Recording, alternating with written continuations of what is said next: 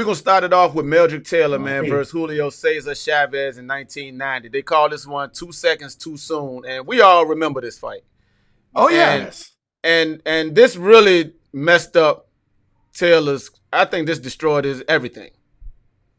I Yeah. think everything was destroyed for him that night, and that fight was so brutal.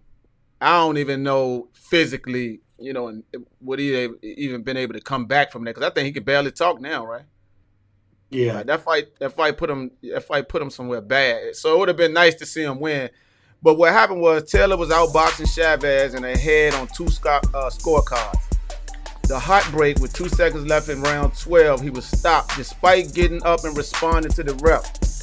He was stopped. They stopped the fight. Why it hurts? He had the fight won. The ref's call cost him his career-defining victory and arguably broke him mentally forever. Now, I ain't gonna lie. When he got up, he did kind of look. I don't know if he really responded like he should have. He was out.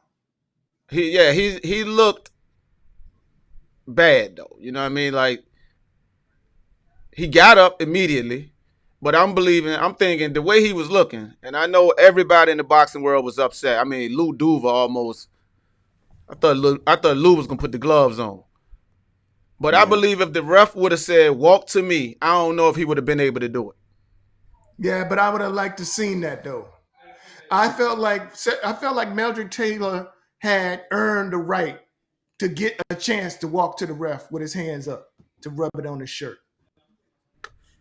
Agreed. Because he And did. another thing that stings about that is, wasn't that Richard Steele? Wasn't he the ref, Richard Steele? I believe it was Richard Steele. We call him Richard Steele. We call him Richard Steele. He Yeah. steals fights. Yeah. I'm saying Richard Steele because I don't think that's a consistent way either. And I know we're going to look at some other ones, but I feel like the ref needs to be tuned in the fight as well. You don't stop a fight 2 seconds and don't even get a man a chance to walk back to you. To me, that invites controversy right there, in my opinion. Especially it was at the end of the round. Especially it was Yeah. towards the end of the round. You should have had that opportunity, like you said, to walk to me.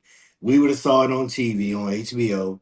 And also, I felt in a way that Chavez's record was on the line also because, he was super undefeated at the time.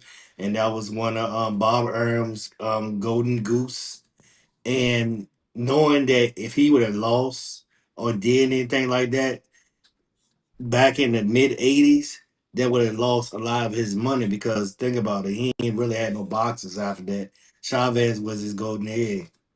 So, we had politics involved with it also. So you point to a conspiracy in this particular one. I ain't saying that ain't it though. I'm just saying, are you I'm because saying that topic comes up a lot in this countdown.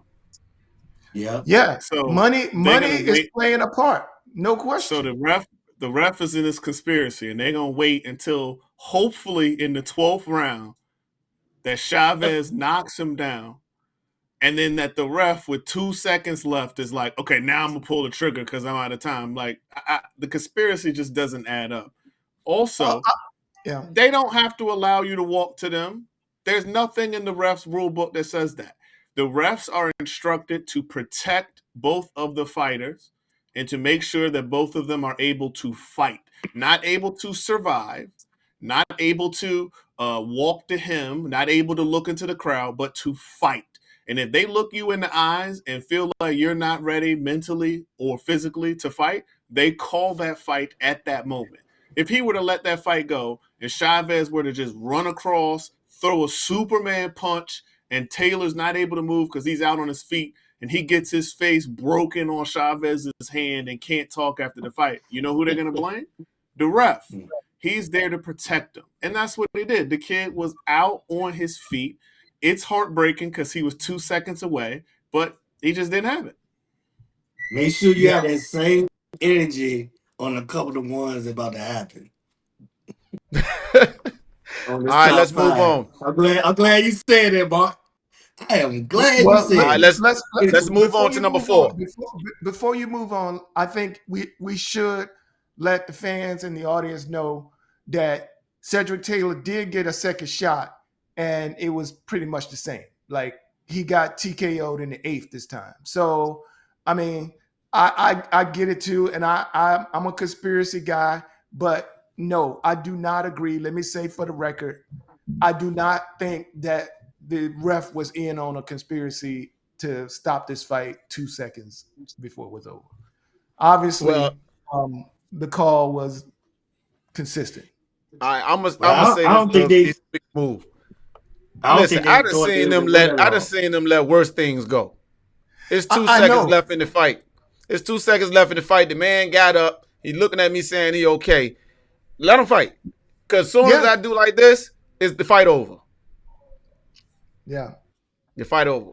But hey, the ref called it how he saw it, and he got a lot of flack for it. Let's move on to number 4. We got Roy Jones Jr. versus Park Si-hun. This right here is Oh ridiculous. Lord. 1988 Olympics, they call it the robbery. What happened? Roy dominated the gold medal bout, landed 86 punches to Park's 32. The heartbreak, judges still gave Park the win. Later revealed to be a politically motivated fix. Why it hurts? Roy was robbed on the biggest amateur stage. He got most outstanding boxer, but not the gold medal. Roy destroyed this dude. I mean, absolutely destroyed this dude. And at the end, when the guy went to congratulate him, Roy won't have none of that. I thought Roy was gonna throw a sucker punch. I'm glad he didn't do that. Whatever happened to Park Si-hun? Well, what did his career turn out to be? He started making apps. Is he big time on Fiverr now? He a restaurant. He opened a restaurant. He opened a But restaurant look, in Creighton to see Court. that fight, it had um the ultimate perfect storm. Olympics in Seoul, Korea. Korean boxer is boxing American boxer. Boxer gets robbed. Roy Jones' career goes in a whole different direction, but that man was crying when he lost that fight. And they went to the judge cards and he just knew he won. Like, he was about to go ahead and get that medal. And then that happened. And, Roy never ever forgot about that. He'll still talk about it to this day because everybody saw it. But knowing that it was a fixed conspiracy, well, I ain't gonna say it was fixed. It wasn't a conspiracy, and knowing that hey, if everything was in Seoul, they're gonna make sure that man won no matter what. And them judges should automatically got pulled. They should have never been able to score any type of boxing or be a judge for any type of um, amateur amateur sports. They should have been permanently indefinite banned. So Let me ask you this. Roy Jones was awarded the gold medal later, Yeah. but it was too late. So Let me ask you it's this that then. moment. I got a question for y'all because Roy had a controversial win the fight before. Was he fighting somebody from France or something? That was a controversial bout that he won. You think that played any kind of role in this decision, or what? What was the political agenda? Was it just to beat the United States? No, they don't know. They never said. Like, two of the Yeah. judges were banned from the sport for life.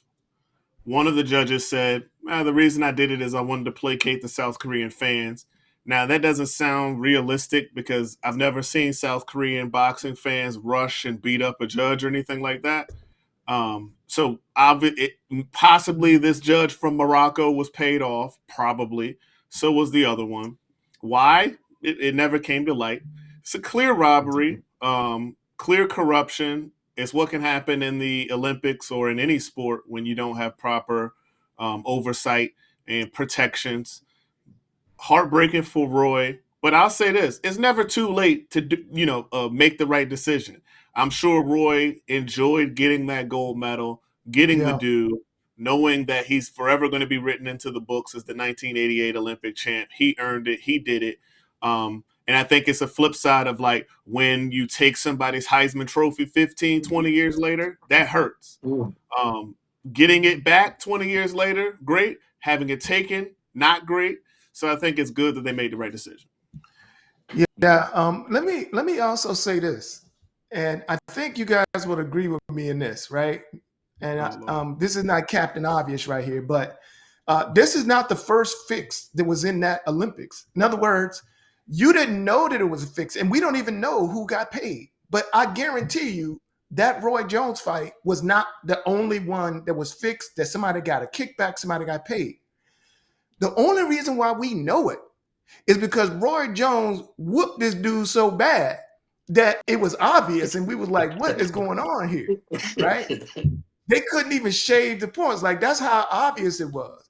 But it happened, and it probably does happen. But I'm saying in that particular Olympic in Seoul, I know the Korean athletes was getting, the benefit of the doubt at every turn. And I'm sure some money changed hands as well. Only reason why we're talking about this is because Roy Jones whooped this dude so bad that it was obvious. Was it just some kind of get back for Ray Boo Boo Mancini? No. South Korea just wanted. I think South Korean athletes were getting preferential judgments across all the sports because South Korea wanted to look good in these Olympics. And, they made that mistake. I think it was a mistake. I don't know if the Olympics have been back to South Korea. I don't know if they will go back anytime soon in the near future. So, they're paying for it. And then, the dude, Park Si-hun, he retired right after the Olympics. He never made a professional boxing career. No. He just went into coaching. So I think he paid the price for it as well. But like you said, corruption is all over boxing, and this time it was only caught because it was so blatant. How many other times was the fight close? And you're like, the judges could have went either way, but they were never going either way. It was always going to be for that guy. I don't care how the fight went. We don't know. And that's the frustrating thing for boxing fans. And I think it was a surprise. It was a surprise of how good Roy Jones actually is, right? And that's the thing. Nobody could expect, you got two people going for the gold. They're going to be evenly matched. It's going to be kind of No, Roy Jones went in and made a statement, and now you stuck. Like, you don't have a plan B. Right. So, we got to do it, right? We already got the money, The judge is looking like, on with it. All right, fellas, let's move on to number 3.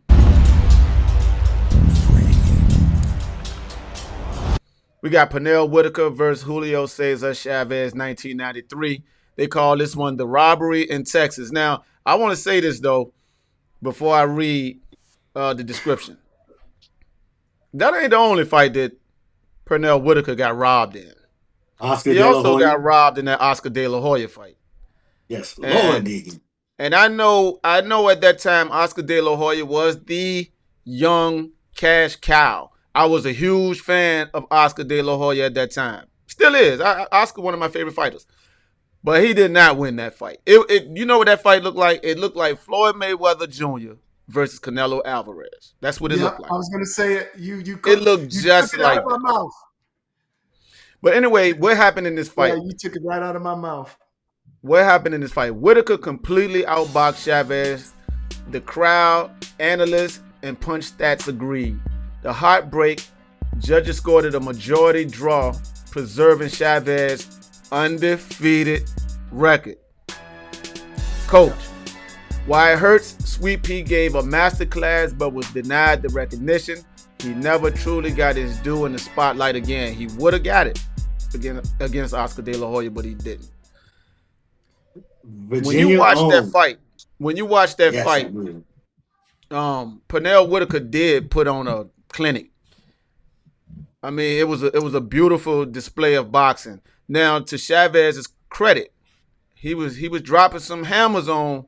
He was dropping some haymakers. It just wasn't enough. They both was close in percentage, but you know, Sweet Pea landed the most punches.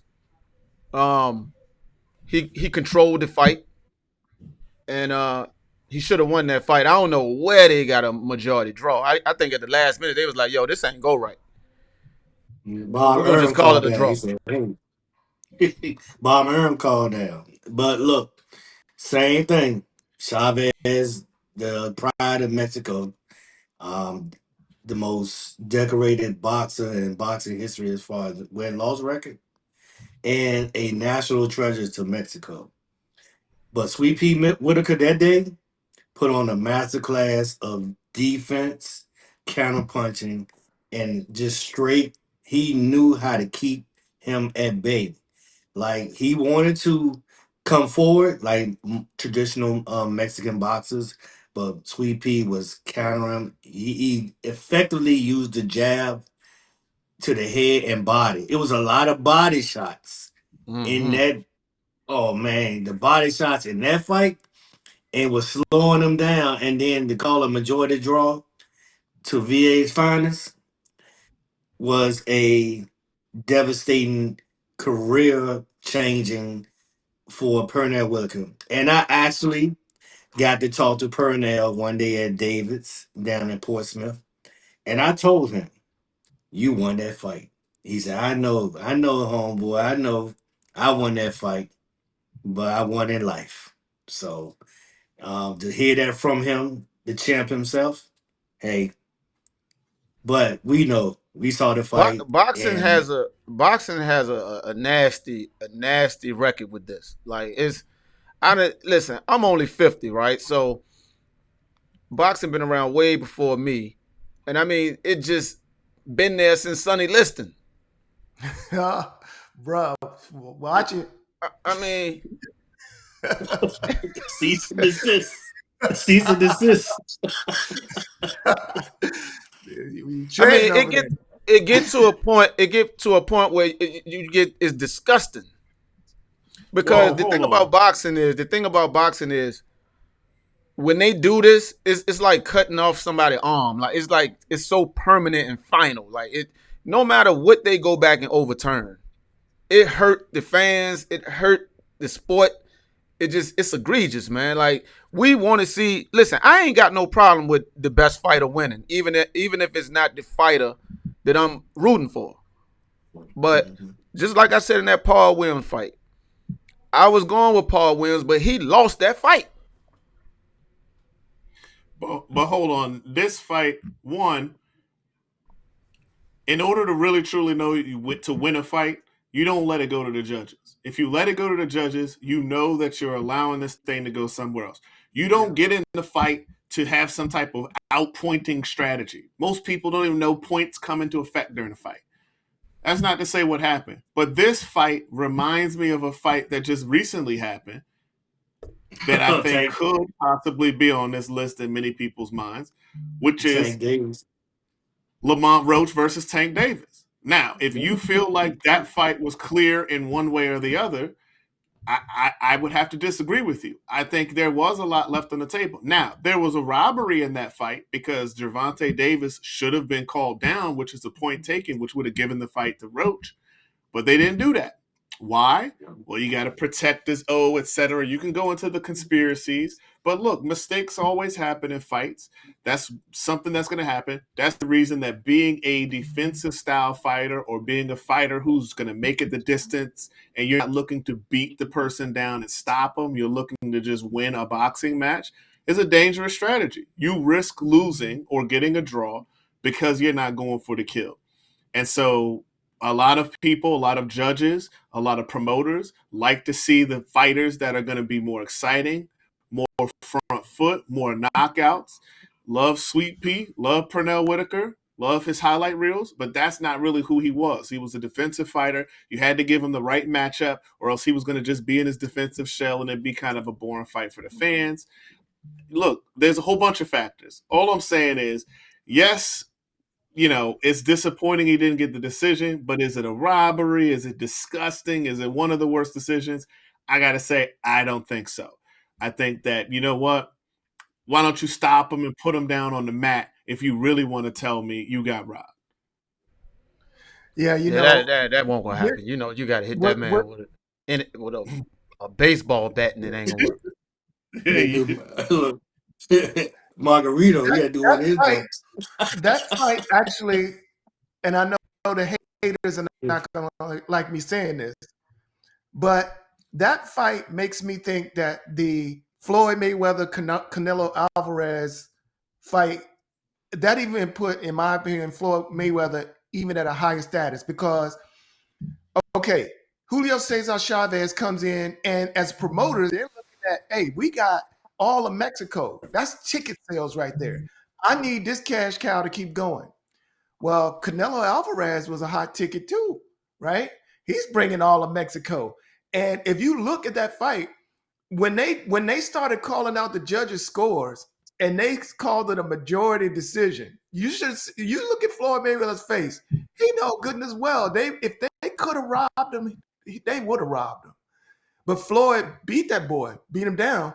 But it could have easily been on this list because Canelo was in the fight. Floyd is a defensive fighter, but Floyd, I think, showed a lot more aggression in that fight. He put a lot more pressure on Canelo Alvarez, pressure he hadn't seen before. And with the counters, he was hitting him with power shots. Lord. Yes, I think Lord. that made the difference, where the judges, they were like, oh man, we can't do this. Yeah. But a majority decision was a robbery, but we don't talk about it because they didn't get away with it. Floyd won. Yeah, he was knocking sweat to the bathroom of Canelo. No question. I'm talking about some of them uppercuts, man. If Floyd had a tad bit more power, he'd have laid him down. Yeah, if he would have had a little bit more power, you're right. It's a little bit. If he was younger, if Floyd was younger, he'd have laid him down. I believe that.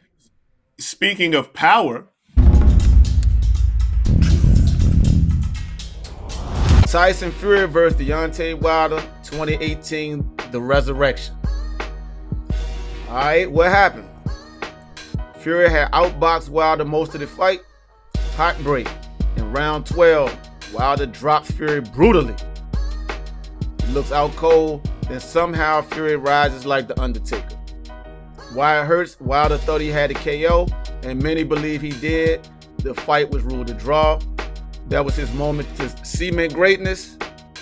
Ain't happened. I personally believe that was a knockout. If you look at the ref,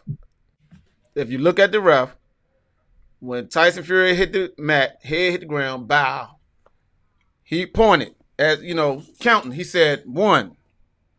And then he ain't say nothing else. Then he went over to Fury and he looked him in the face. Then he started counting. I don't know about all that time. Listen, normally when their head hit the mat, they wave it when they fall like that. Now, to Tyson's Fury's credit, I mean, when he got up, I don't know how many seconds it take for you to, get yourself together, because he had some time. Yes, Lord. But when he got up, the man was rumbling though. But I think that fight was over. And I believe, if you give anybody enough time to get themselves together, they're gonna get up and fight again. But the way that the ref said 1, 2, 3, I could have been all right with that. But he didn't. He said 1. And then he looked over at Wilder. Then he went over to the corner. Then he go over to him. Then he look him in the face, and then he started recounting. At this time, he should have been like 5, 6. You got to pick it up where it was at. But I think Tyson had a good amount of time to get himself together, to get up, and all this Undertaker stuff. No, he just had a lot of time to get up, just like Buster Douglas, in my opinion. Yes. Now, contrast what you just said. Well, everything we just talked about with Meldrick Taylor. Okay. Meldrick Taylor was on his feet. He was at least standing up looking at the ref. Yeah. Tyson is on his back with the back of his head getting that baby cradle, right? With the back of his head rubbing against the mat. And he gets all this time. I just feel like, man, that to me, I know it's a judgment call and we depend on the ref to be fair, but man, that's heartbreak right there. And I'm not taking anything away from Mark's argument. I get it. Yeah, the referee is there to make that decision. But I just don't understand how you can look at Meldrick Taylor and decide, oh, you're out, it's over. But you can look at Tyson Fury laying there on his back with his head on the mat, and you're like, all right, he's good. He all right. He's fine. Two different men, two different refs. You can't compare it. It's two different things. You know, this is what I will say. This is the most heartbreaking on the list, in my opinion. And it's because it is. It's not heartbreaking for the fighters. It's heartbreaking for boxing in general. And this is why I'll say this. One, if Deontay Wilder wins that fight by knockout, if the ref waves that thing off and he lifts that belt, I think it changes the entire view we have of boxing right now. One, the mystique behind Deontay Wilder's power would have been absolutely off the chain. And I think we would have seen him fight Anthony Joshua and a couple other major fights. I don't think we would have seen Deontay Wilder lose to an Usyk. I think he would have just had so much confidence over, brimming over, he would have been that. And we would not have had to live through the title reign of Tyson Fury, where he kind of like ran and hid the belt, and then he lost to a cruiserweight. Like, it just hasn't been great. So I think it hurt boxing for the what if. It was a heartbreak. We were like, man, we could have another kind of different iteration of Tyson, that fear, that mystique, that confidence, that American with the belt, bringing people into the sport, putting it out forward, not staying out of, Deontay Wilder kind of stays out of mostly everything. He's just kind of a private person. But to me, the heartbreak is that what if he would have been the champ and had that confidence follow him around. Yeah. Agreed. Because I think that fights like that, I think it break those guys' spirit, man. Them kind of fights, I think it just break them. You know what I'm saying? Because Deontay Wilder wasn't the same person in those other fights. He wasn't the same. Well, he kept putting them down. I mean, those other fights, he came to fight. In that second fight, he came to fight. It's just Tyson Fury came in huge and wasn't that mystique, that fear of the power was gone. The first fight, the fear of the power was there. Tyson Fury was dancing around like he was, Sugar Ray Robinson, not wanting to engage. Not that that's what Sugar Ray did, right? But he was dancing. He was on his toes. That second fight, he was like, all right, I think if I get bigger, I think I can take what he's got. I can take that punch. Yeah. Gone. And the thing about power punchers like Deontay Wilder is they have the power, yes, but it's also the fear of the power that makes them so effective in the ring, right? When Mike Tyson, that fear of the power was gone because an Evander Holyfield, et cetera, has showed that they could take it, they could go with him. You saw fighters fighting him a lot tougher. And I think that's what you saw with Deontay. Now, I think after that third loss, I think that's when who he was before is all gone, right? He took his three best shots against this guy, basically, lost two of them and felt robbed from one, and that took that mystique away from him forever. Yeah, because every great boxer has their kryptonite opponent. Like Shane Mosley had Mayorga. Sugar Hearns had Sugar Ray.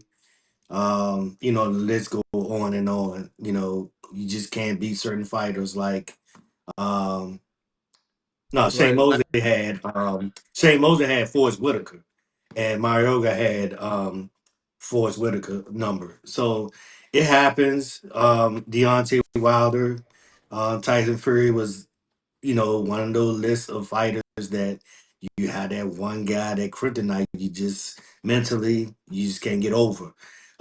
This did remind me of the Tyson fight. We clearly, Buster Douglas was out. The referee counted to 30 and gave him a chance to come up there.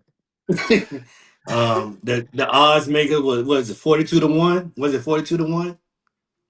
It was something It was crazy I like high. think that. it. Yeah, Yeah. I think it was like 42-1 in Japan, overseas. Mike Tyson just finished, going out having a good time and all that, and he just, took Buster Douglas. You know, he didn't take it too serious, and this is what happens when you start getting the big head in boxing. At times that you don't take your opponent seriously, and I think this happened the same time with Tyson Fury, but Tyson Fury doesn't look like a boxer. And, hey, he thought he could just, hey, he don't look like a boxer, but the man is quick on his feet. He does have boxing skills, taller and bigger. Um, this goes back to, I think the most, that fight right there when Tyson Fury went up on the second fight, when he went up in weight, that did spark the controversy. What is a true heavyweight? Should we have a separate division like No. heavyweight, super heavyweight? But Super that heavyweight. did spark that, you know. Tyson was what, 5'10", 190?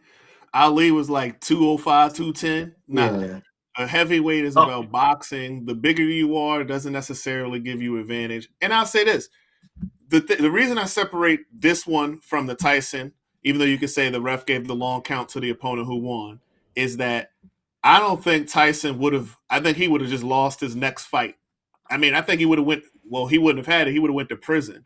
So it's not like we missed out on anything, right? It's kind of good that the belt got taken away from him and he had to come back and do it instead of people saying while he's in prison, well, he's a real champ. He never lost the belt in the ring. And then he's going to come out of prison looking the way he did, which is just not even the same. And it would have like been Yeah. Roman heartbreaking Reigns. to watch him get his face bust in by the champs at the time. So, I think that takes away from the heartbreaking of it. Yeah. I We wish all he would. like I wish he would have won that fight. it was a setup. And whatever look, call the fight like it's supposed to be. Whatever happened after that, it happens. But Yep. the man was on the ground.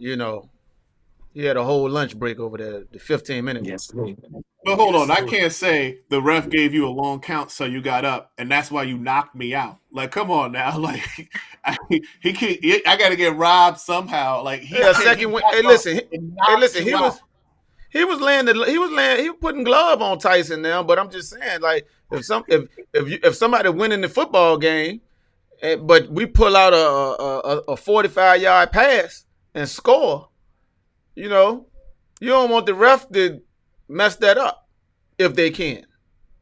Yeah. You don't want them calling some BS call and we like, hold on, what you doing? And alter the game like when people play the Chiefs. Nah, just joking. Or the Had to put 2000 that. Patriots. All right, fellas, let's get to this. Let's get to this last one. Number one. But this one right here is this probably is one of the most heartbreaking joints ever. It's hard to watch, but it's Gerald McClellan versus Nigel Benn. And everybody remember this fight. Yes, Lord. It was had it not ended the way that it ended, it probably could have been fight of the century, along with Aaron Pryor and Alexis Alexis Arguello. Arguello. What happened? It Best was a boxer brutal war in ever. the ring. McClellan knocked him out of the ring round one, had him hurt many times. The heartbreak, McClellan collapsed after the fight, suffered permanent brain damage, lost his eyesight and speech. While hurt, he was a rising star in boxing, and instead he ended up with life-altering injuries. This ain't got nothing to do with the ref. I don't think it has anything to do with conditioning. I mean, I ain't never seen a guy get knocked Ring out King. the ring, and It's he didn't called get Ring put. King. He didn't get pushed out the ring. It's called Ring King. 1, 2, 3, 4, 5. He ain't get pushed Like out a the video ring. game. He got knocked out the ring. He was drunk, several times in the fight, but he got back in the fight. Man, they stopped boxing and started fighting. Yeah. When we took a look at this fight and we saw McClellan take that first knee, it did. I was wondering, like, you ain't get beat to that knee. Something else was going on. The second knee, when they called the fight, he didn't even get hit. I think he had got to a point he couldn't take another punch, and I think he knew something was terribly wrong. We could hear the announcer saying, "Hey, something wrong. This ain't from boxing. Something wrong here." This was a heartbreaking fight. That was the end of his career. The refs didn't have nothing to do with it. What you think about this fight that could have stopped this injury, or is this something that just you sign up for? Well, I think this fight definitely demonstrates the inherent danger in the sport. Like these people are hitting each other for real. This is not choreographed. This is not kung fu. And there's another thing I think you have to take into consideration here is that McClellan hadn't been past 8 rounds before this fight. And I think, look, when exhaustion kick in, when you're getting hit, when you're taking body shots, when you can't take as deep of a breath anymore, and you've got the mental stamina in your mind that I'm just going to push through, the body starts to break down. I think that you're right. I think that something was letting him know, hey, I'm in troubled water right now. I'm out here where I've never been before, and I haven't been pushed like this before, right? When a fighter takes a knee, man, can you imagine the complex types of mental gymnastics is going through your mind? The embarrassment, the in the face of combat, I'm gonna quit. So you don't do that lightly. There is something internally going wrong that we couldn't see, but the fighter knew, and he's like, "Hey, I need to stop right here. I need to take a break." And obviously, that was the case. Something serious was going on, and it's unfortunate that this was the end of his career when he walked back to his corner at the end of the fight. Well, Yeah, because he didn't make it out the ring. Boxing's not a game, and it's why boxers, I think fighters, are so emotionally upset about like drugs in the sport and about fair competition. It's because like you're literally going in there and putting your life and limb on the line, and so like things that happen to McClellan could happen to anybody, and they're more likely to happen if you're fighting in a way that's unfair, dangerous, etc. And I always think about it like some of the things that add to the danger of the sport, like the serious weight cutting you see in some of these sports. Like, does that add to some of the risk to people's lives, etc.? But I mean, at the end of the day, you're trying to make safe a sport where you go in there and attack one another in a way that you would if you were on the battlefield of war, and you want that to be safe. I think it's impossible. And so I think the heartbreak here is that this is possible in every single boxing match we watch, and that when we call people cowards or quitters or say that they should have gone out on their shield, etc., we're ignoring the fact of what could happen to them. And we never know what's going on in their body, in their mind. We never know what's around the corner if they take one more shot too many. So circling back to the Meldrick Taylor, we don't know if that ref saved him from one more punch that could have left him in a terrible position. And it's the heartbreak of it is just the what ifs and like knowing like that person will never be able to reverse that. Just like Bernard Hopkins got knocked out the ring by Joe Smith. Like Bernard Hopkins dove out that ring. That man, he ain't seen no other way out that fight. That man was getting tore up out there. Bernard Hopkins. Go back and look at that fight. I love Bernard Hopkins. We was there. Me and you watched the fight. Yeah. Me and you watched the fight. Man, so we were laughing. You look at that fight. That Bernard ain't had no answer for that for that guy. That boy He Joe. dove out that ring, and then head first he dove out. He dove out the ring head first. I actually read the words on the bottom of his shoes. Yes, Lord. His boxing boots, I could read. You can read the wording on the bottom of his boots. That's how he dove out the ring, and then claimed to have sprung an ankle. I was like, that's it. Yeah. That is the worst way to end a wonderful career For like real. that.